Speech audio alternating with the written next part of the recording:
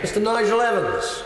Very much, Mr. Deputy Speaker. Can I first start by congratulating the Honourable Member for North Down on an excellent and accomplished maiden speech, and also the Honourable Lady for Belfast South as well, who gave an excellent maiden speech again, distinctive in her own style. It's incredibly stressful giving a maiden speech. I remember back to mine over 27 years ago. I'm sure you remember it, Sir Roger. It took place at 1:10 in the morning, and it was on the subject of the Maastricht Treaty.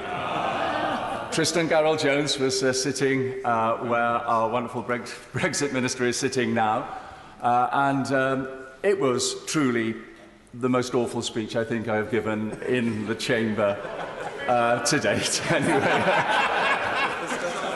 It was truly awful. I remember reflecting back on it, and I looked at it, and all it was saying how wonderful the Maastricht Treaty was because it didn't contain this and it didn't contain that. But when I look back on, let's say, 1975, when we had the referendum that Harold Wilson set up to get himself out of a pickle, I probably would have voted to have stayed in the common market because I thought the common market was a good thing. But the first piece of legislation, the Maastricht Treaty, was part of the salami slicing of powers away from this wonderful institution, the mother of all parliaments at Westminster, and giving it to Brussels, and I didn't want that. And so when David Cameron announced that we were going to have a referendum on staying in or leaving the European Union, I sat down and I thought, now, which side am I going to go on? Well, that internal mental debate lasted about a nanosecond, and I thought, it's time to leave. And I know I'm really grateful to members opposite for informing me since 2016 why I did vote to leave, and indeed why my constituents voted to leave and why the country voted to leave. But I really don't need any help because I know why I voted to leave. And it wasn't to make my country poorer. No, it wasn't that. It wasn't to increase unemployment. It wasn't to do that. But it was in order, call me old-fashioned, that all the legislation that pertains to this country is actually made in this Parliament. And that if the people of Great Britain don't like what the government is doing, they can kick us out. That's democracy.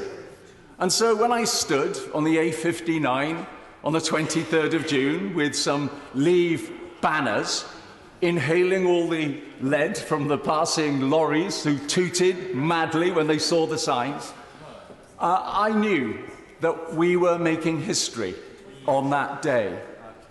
And then sadly, of course, when we got back here, all the excitement of we're leaving, then all of a sudden, the sclerosis came in, the paralysis came in. And at one stage, I thought the best we could hope for was Brexit in name only. That we'd be in some form of customs union, that's not Brexit. That we'd be justiciable by the European courts, that's not Brexit. That we'd have to pay in money to access their single market, that's not Brexit. I know why people voted to leave the European Union, and it wasn't Brexit in name only. It was that when we leave on the 31st of January, we are then a third country.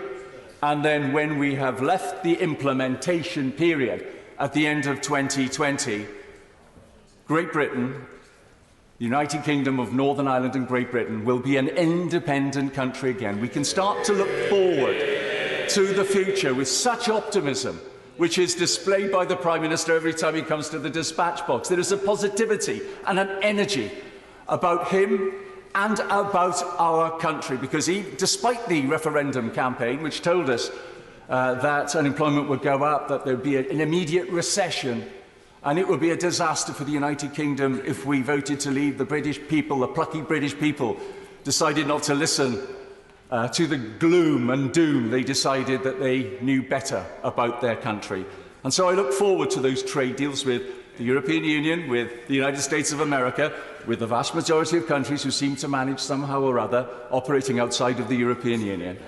And I think we've got an incredibly great future for our country. And on that note, Sir Roger, can I wish all members on all sides, because it's only been a week since we were re-elected, and it was a gruelling campaign. Let's be fair, I've still got frostbite. I just want to wish all members here and all the staff that look after us a very Merry Christmas and a happy 2020 with an independent United Kingdom.